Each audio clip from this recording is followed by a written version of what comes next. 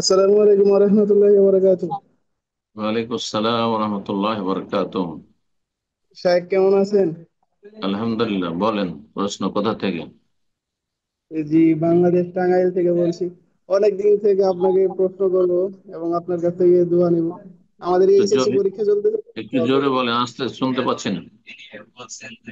আমাদের এইচএসসি পরীক্ষা চলতেছে, আমাদের জন্য দোয়া করবেন যাতে আল্লাহ তাআলা ভালো মাশাআল্লাহ, ফলাফল দেন আল্লাহ আল্লাহ তৌফিক দান করুন, আল্লাহ সফল করুন, দিন এবং দুনিয়ার আপনার আল্লাহ ভালো কল্যাণ অধ্যয়নকৃত দান করুন। বিশ্ববিদ্যালয়ে অধ্যয়ন করার সুযোগ দান করুন।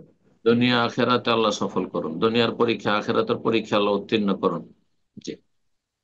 জি শাহেদ, আমার প্রশ্ন হলো কি যে খালি গায়ে বস্ত্রহীন অবস্থায় কি, মানে শরীরে কোনো কাপড় নেই এরকম অবস্থায় কি বাথরুমে যাওয়া যাবে কিনা, এবং এ শুনতে পাচ্ছি না। মহিলাদের এরকম জায়গায় খালি খোলামেলা থাকা যাবে কিনা?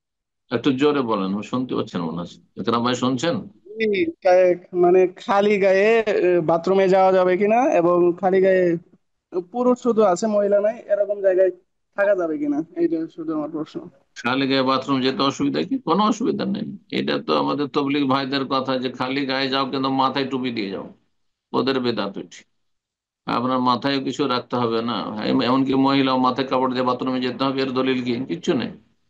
বোঝা গেছে? বেগানা পুরুষ সেখানে নেই। খালি গায়ে যেতে পারেন বাথরুমে, কোনো অসুবিধা নেই। জি। খালি গায়ে থাকতে পারেন, আপনার নাভি থেকে নিয়ে হাঁটু পর্যন্ত ঢাকা থাকলেই হলো। এতটা ঢাকা থাকতে হবে যদি অন্য কোনো লোকেরা থাকে। আর বাকি খালি গায়ে থাকেন, খালি গায়ে সেখানে সমাজে যদি কোনো আইব দর্শনীয় না হয় তাহলে খালি গায়ে বাইরে রাস্তাঘাটও মানুষ খালি গায়ে থাকছে অনেক। তো খালি গায়ে জায়েজ রয়েছে আপনার বাথরুমে যাওয়া। এটাকে যদি কেউ নাজায়েজ মনে করে অথবা মকরুহ মনে করে তাহলে তখন সে বেদাত করলো। হ্যাঁ, তার বেদাতি আকিদা, সে বেদাতি। বোঝা গেছে? এইরকমই খালি গায়ে কারো সামনে থাকা জায়েজ, কিন্তু প্রত্যেক জায়গার একটা পরিবেশ আছে আর সমাজ আছে। আর সৌদি আরবে খুব খারাপ লাগবে, সৌদি আরবে খালি গায়ে কেউ থাকে না, ছোট বাচ্চা 1-2 বছরের বাচ্চাও কখনো খালি খালি গায়ে দেখবেন না আরবদের। তো এটা ভালো জিনিস। তো কিন্তু আমাদের সমাজে বড় বড়রা খালি গায়ে থাকছে, রাস্তাঘাটে হেঁটে বেড়াচ্ছে, চলাফেরা করছে বাড়ির বাইরেও। আহ, তো কথা হচ্ছে কোনো আইব যেহেতু দর্শনীয় নাই, কিন্তু যেখানে আইব, ভদ্রলোকেরা তো মানুষের সামনে লোকজন আছে, সেখানে অন্তত গেঞ্জি আর লুঙ্গিতে থাকবে।